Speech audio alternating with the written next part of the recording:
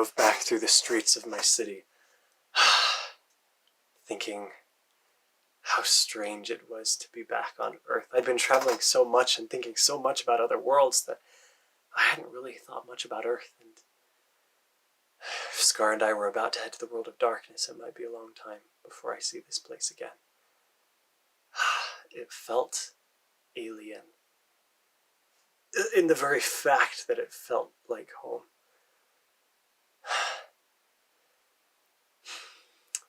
But I was ready to do what needed to be done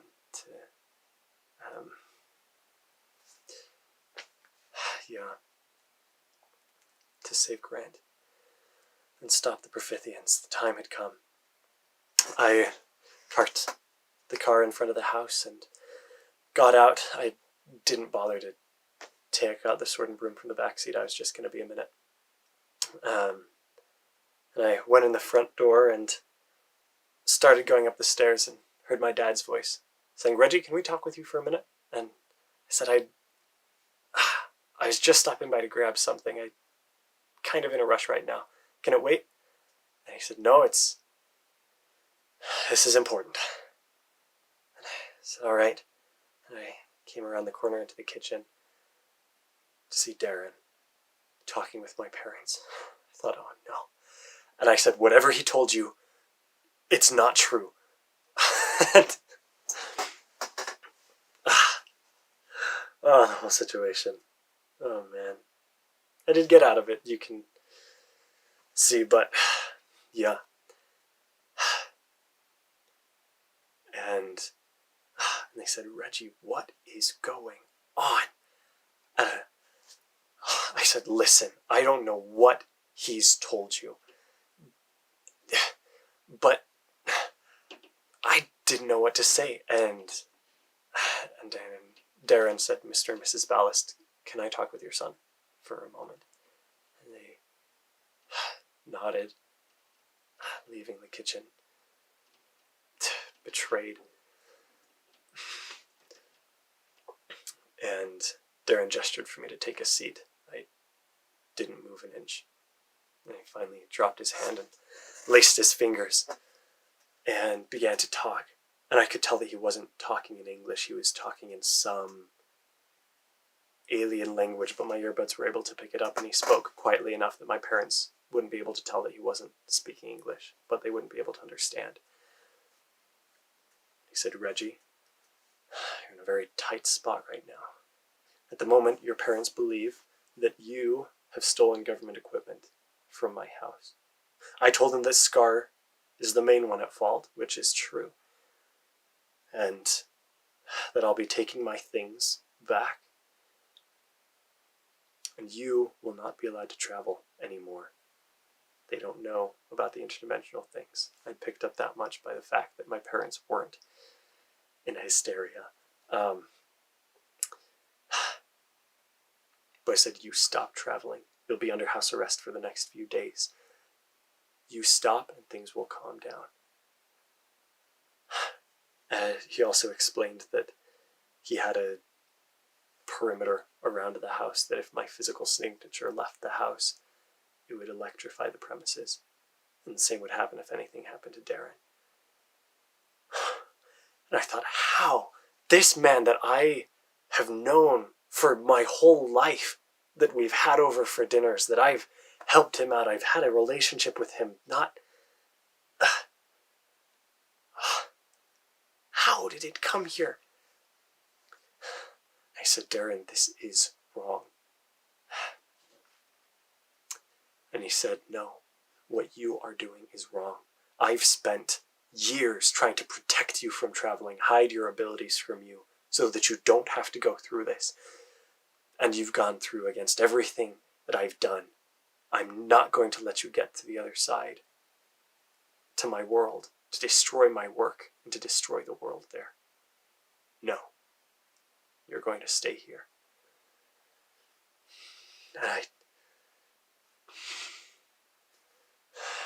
decided, fine, I'll go along with him for now, until I can figure out what in the world I'm going to do. And he stood up and said, "I'm going to need to go through Reddy's car to make sure there's nothing in there. I said, I need your keys. And fighting my frustration, I handed him my car keys. He took them and went out to the car, where he pulled out the broom and the sword, and went through the glove box and the trunk and under the seats and everything that he could find with traveling. He took the broom and the sword back, and I don't know what my parents thought this was government equipment. But we went up to my room, where he had already pilfered my room and gone through the quandary of the Order was Sitting, both the book and the audio version, and the potions that I'd gathered, the portals that I had been keeping in my room, the chip from the protection jacket, everything that I'd been gathering was there. And I thought, I should have just kept everything in my scabbard. Thankfully, I was still wearing that, and I don't know if Darren had been conscious enough to realize that was there. I didn't say anything and made sure that that was hidden underneath my shirt. He gathered up the rest of the things and told me to empty my pockets. He knew about my mobile, and I took that out, careful not to reveal the scabbard, and took out the earbuds, and he took it all and dumped it in a duffel bag, and said, Stan, Rachel, I'm sorry about this. Hopefully this will quiet up. I'm going to see what I can do to lessen the charges that will be put on Reggie. Though again, it's mostly the girl's fault. He'll be under house arrest. Keep careful watch of him. Don't let him get away with things. But don't blame him too much for this. He said, I'll be by tomorrow to check on everything here. He left. My dad saw him out and joined me and my mom back up in my room, and they said, Reggie, what? How long has this been going on? And I said, I don't know. It's not true what he said. And they said, then what were those things that we saw? What is going on, Reggie? I would have liked to have break it to him in a simpler way, but I said, all right, I'm going to tell you the whole story, everything that has been going on for the last few weeks. A lot's happened. My dad said, I believe that. And I pulled out my phone, my old phone, not the mobile, and pulled up the email that Scar had sent and showed it to my parents and said, this is the first thing I heard from Scar. And my mom pieced together this Scarlet Scar thing. And I explained that it was like she said, she had a friend that was hurt by people and needed help. And my parents were bewildered that I'd actually gone out to meet with Scar, and I understood that, but I said the things that she said were true, and she's been helping me see these things, and she's explained to me that I have certain abilities that other people don't have. And they said, abilities? What are you talking about? And I said, she showed me how to travel to other worlds. We went to the world of Lord of the Rings, to Star Wars, to all of these other worlds, and my parents didn't believe a word of it. And I could tell I was losing them, and they were just thinking that their son had gone completely off the rails and was trying to make up any excuse of any kind, no matter how much sense it made. And I thought, no, this is real. And I thought there's got to be a way that I can show them that this is actually going on. I realized the Force, of course. And I said, if I can prove it to you, will you believe what I'm telling you? And They weren't exactly sure, not anymore. But I looked around and looked at the baseball on my desk and said, all right, one of the things that I learned as I traveled was the Force, and I'm able to use it now. And I looked at the ball and tried to imagine the forces acting on it, and to manipulate them and bring the ball up into the air, and nothing happened. I thought, what? I closed my eyes and tried to focus, but it was gone. I couldn't use it. Nothing was there. I thought, what? And he said, no, this is real. I promise you. I didn't know what I could do. My parents shook their heads and said, when you're ready to tell us what's actually going on, we're ready to hear you. We want to know what's going on, Reggie. We want to help you through this. But we need the truth. And they left me in my bedroom. The rest of the day was hard. I had a hard time sleeping that night. I finally got to sleep, but middle of the night, I thought, I have to get out. I need to save Scar. And Darren had taken my car keys, but I knew where there was a portal to the world of darkness in my neighborhood. And I needed to just get out. I wouldn't be able to contact Scar, but I needed to do something.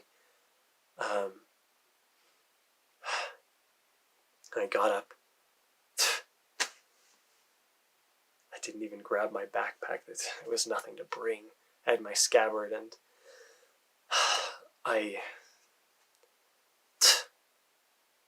I went out. I was going to do whatever I could. And slipped out of the house and trusted that there was no perimeter, like Darren had said. He was bluffing. He wouldn't hurt my parents. And I got through and nothing happened. I got to the dead tree at the end of our street and put my hand against it and felt something something preventing me from going through.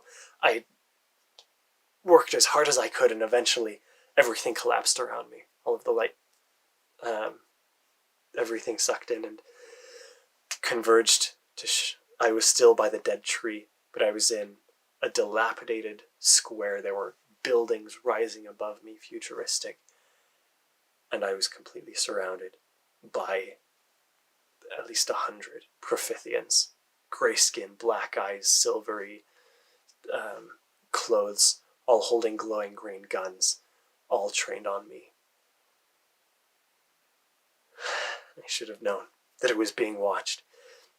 The skies there were gray, and Darren, or the Profithians parted for Darren to walk through, and he was walking the same kind of silvery clothing. He shook his head and said, Reggie, I told you not to leave. I told you. And what did you do? He said, you're not the only one. And the Profithians parted to push Scar forward, and she tumbled to the ground. She'd been handcuffed in some regard.